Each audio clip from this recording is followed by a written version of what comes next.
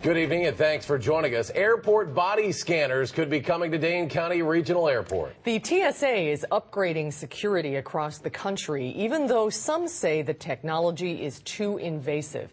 News 3's Jessica Arp is in the news center with more on what we might see here, Jess. Well, you'll find airport body scanners in 68 airports across the country, including Milwaukee and O'Hare. But the high-tech security could be in Madison within the next year.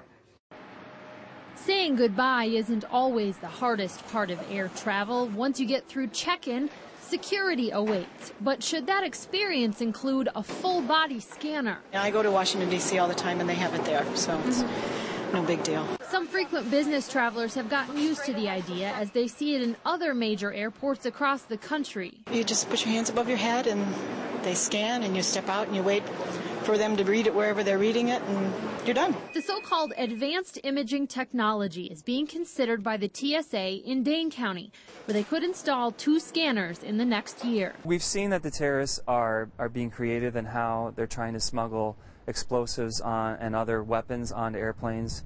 They're trying to constantly evolve to our security standards. So this is a real effort to stay in front of that. Dane County wouldn't cover any cost. It would be part of a TSA effort to install 1,000 scanners in airports by the end of 2011. But whether it is the right type of security is the question for passengers. Whatever is the most secure for us when we fly, especially, I fly all the time, so whatever's the best, I think we should do. I think they're a little bit intrusive, and I think there's got to be other ways to do that. Especially if the only option, if you turn it down, is a full body pat down, which I think is especially intrusive, obviously, for some people more than others.